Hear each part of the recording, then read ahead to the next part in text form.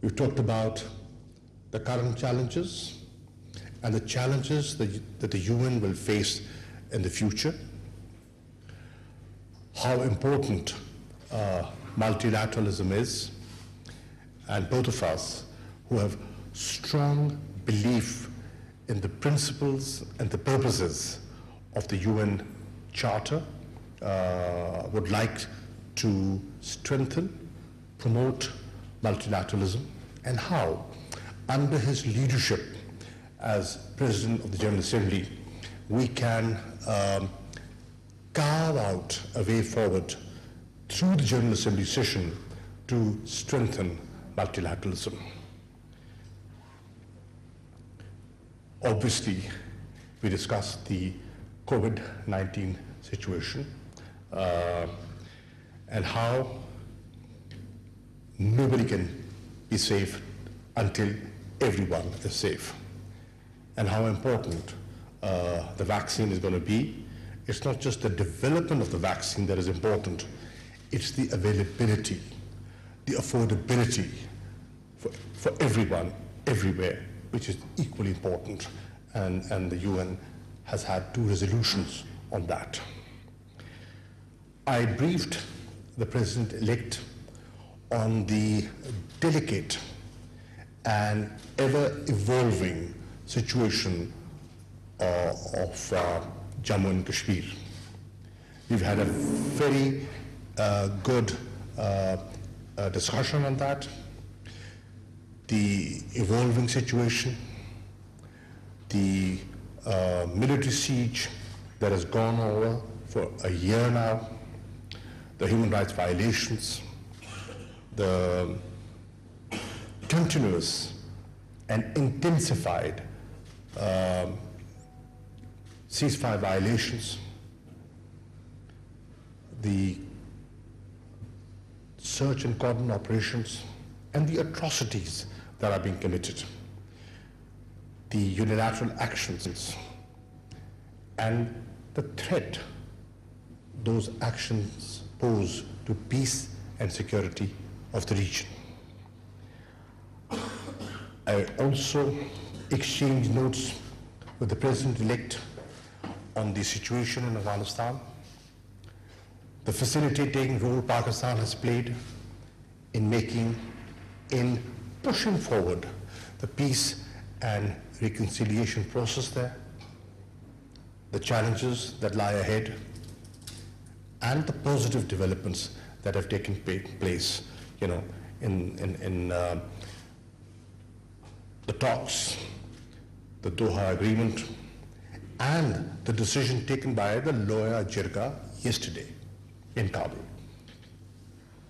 I also have spoken and highlighted the 4 initiatives very close to the heart of the Prime Minister.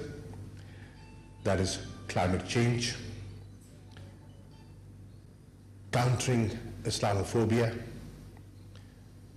combating illicit financial flows that have impoverished the developing world, and the debt relief initiative of the Prime Minister for the developing world. In short, we've had an excellent exchange of views. The President-elect had a good meeting, a good chat with the Prime Minister, and I'm very happy he could take out time to visit Islamabad. He's been here before, but in different capacities. But in this capacity, this is his first visit, and I look forward to receiving him again once he's resumed responsibilities as the President of the General Assembly. I welcome you, sir. Thank you. Thank you very much, sir. And may I now invite the Honorable President-elect of the United Nations General Assembly for his remarks. Thank you, Your Excellency, brother. I'm very pleased to be in Pakistan upon invitation of His Excellency, the Minister of Foreign Affairs, Shah Mahmood Qureshi, who I feel like a brother and a very able statesman who is doing a wonderful job for this country as foreign minister. Before I begin, I would like to express my condolences to the government and people of Pakistan over the loss of lives at the blast today in Balochistan. We had originally scheduled this visit to take place end of July. Unfortunately, I had to postpone it due to some technical flight problems back then. But for a Turkish citizen who has been elected as the President of the General Assembly of the United Nations, it is from the heart obligation to visit this brotherly country and to, in a way, pay respect to the long-standing friendship we have shown to each other, and which will be for another 100th century. I had various visits to Pakistan in my previous capacities, and today I have the particular pleasure of visiting as President-elect of the 75th session. And it is just shortly before my travel to New York to officially assume my duties. I'll fly to New York next Monday and finalize the transition period with the existing President's team. I have to thank the Pakistani authorities for the warm hospitality that was accorded to me in Islamabad. Pakistan is a key country at the United Nations, and it is one of the reasons, beyond our long-standing friendship and brotherhood, that from the United Nations perspective, this visit was absolutely necessary as well. Pakistan is a member of the Group of 77 and China, Non-Aligned Movement, and the Organization of Islamic Countries. And it's not just being a member to these groups, it is an active member where everybody looks what Pakistan is proposing or doing in order to move in these groups. Also, Pakistan makes extensive and substantial contributions to the United Nations work in all its pillars, including peace operations. And I'm looking forward to close cooperation with Pakistan in my term as the President of the United Nations General Assembly. I have chosen a distinguished Pakistani diplomat as my Deputy Chief of Cabinet, and I'm confident that with his extensive experience in UN issues, Ambassador Farooq Khan will make substantial contribution to the work of my office and the 75th session of the General Assembly.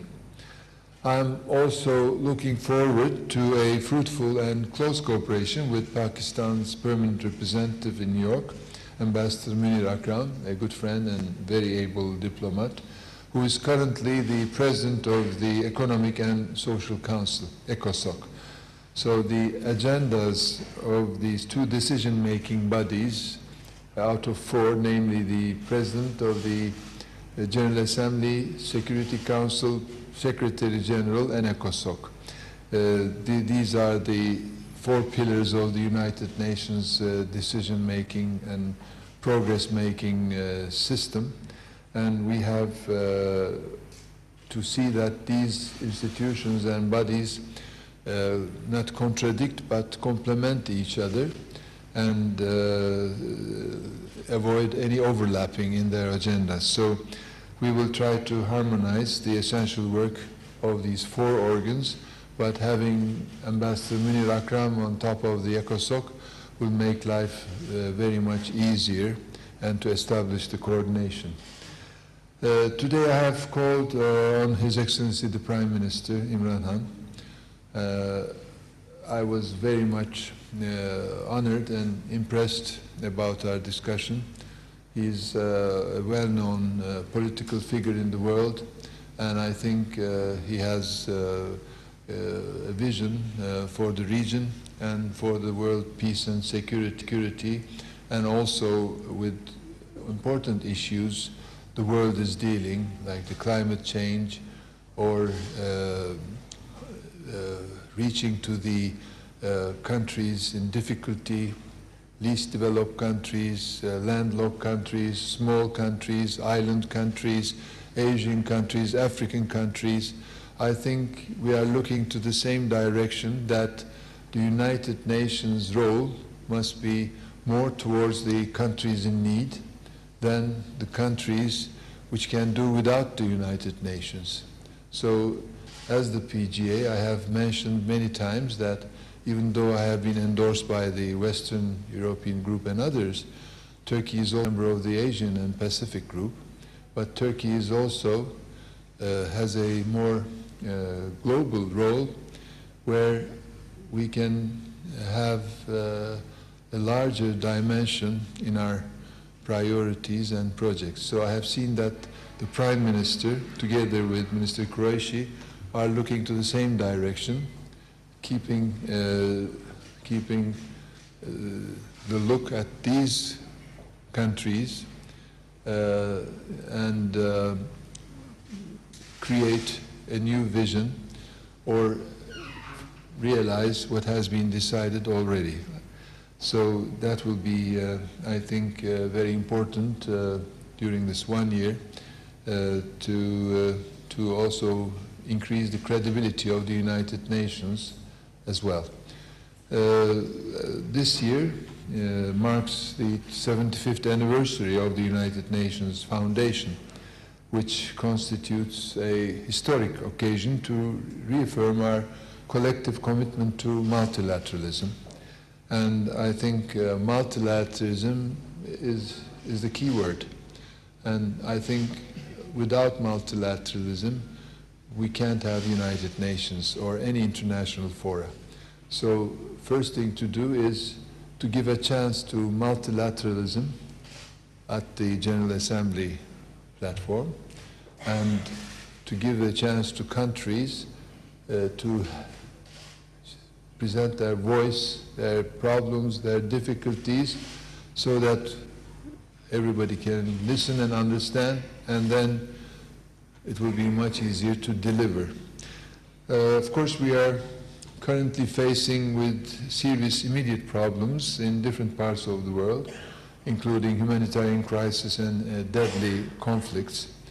And now we're facing also a unprecedented global challenge, which is the pandemic. And COVID-19 is first and foremost a health emergency, but it is also a threat with social, political, and economic consequences, as well as human rights repercussions.